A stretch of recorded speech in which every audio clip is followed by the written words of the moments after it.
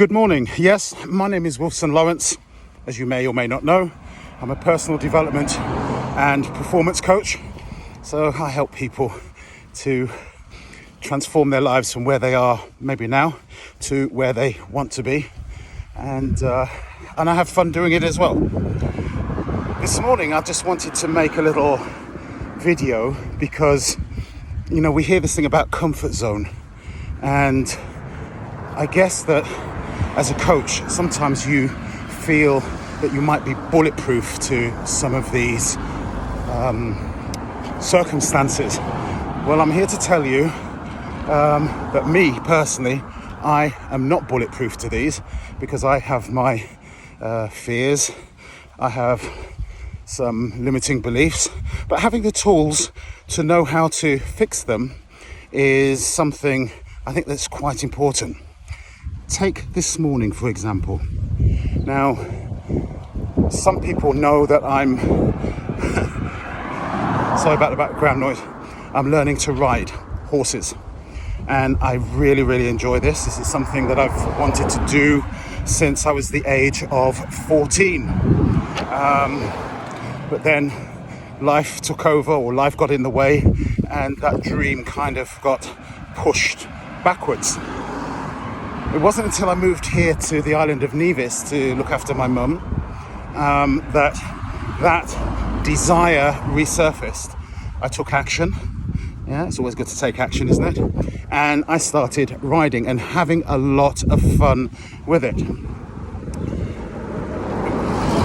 Soon after I started riding, soon after I started riding, then another desire was sent to me by way of a thought impulse.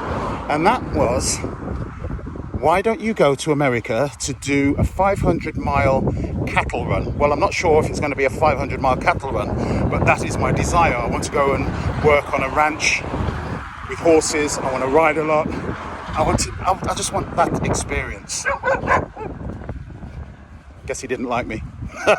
Anyway, so that's that. So everything that I'm doing now is to prepare me for that eventuality at some time next year. Part of the training, and I must say that my training is going really well. I've had maybe one not so good day of training where I thought I was going to fall off. But part of that training is learning how to ride a horse without a saddle, so bareback riding. The first time I did it, I was so out of my comfort zone, but I did it anyway. And there were a couple of moments where I thought, I'm going to fall off. I felt so unstable on the back of the horse that I was riding. His name is Emil J. I want to immortalize him because he's a really cool horse. And I didn't do it again. It was offered and I said no. And the reason why I said no is because I had generated a fear based on something that may never happen. And that's what fear is. It's false evidence appearing real, or a false emotion appearing real. So yesterday, when I was confirming this week's riding lesson, it was offered to me again, and I instinctively said no. So fear was actually getting in the way of something that I should be doing, and I was selecting purely by default to run away from it. I realized that I did this and why I was doing it, and then after maybe a minute of thought and asking myself these questions: when I think of bareback riding on a horse, what is it that I'm focusing on? I'm focusing on the fear of falling, hurting myself, etc., etc. So I have to challenge, is it true that that will happen? Well, I don't know if that will happen or not. So I'm generating the anxiety based on something that may never happen. I really hope you can hear me.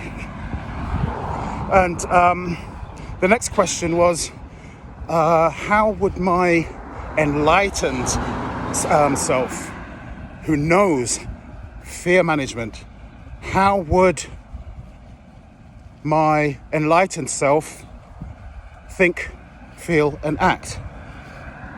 Well, the enlightened self would just do it, would just act and learn from the experience. And so that is what I'm doing today. I rang my instructor and I said to her, okay, I have to face my fear of falling off and just do it. So I think she was delighted, and I'm on my way to the riding school now, and let's see what happens. So I've already done all of my hip opening stretches, ankle stretches, stretch my quads, thanks to Romwad, and I'm ready. And I'm not feeling anxious, just a little bit maybe, but it's a false emotion appearing real, isn't it? Take care, wish me luck, and if this resonates with anybody about how they deal with situations in which they generate fear through what they're thinking, remember, top side down, inside out. What I mean by that is the thought impulse comes to us, it creates the emotion, and the emotion drives our actions, whatever they may be. So the actions may be, the results may be good ones. If that's the case, then that's all right.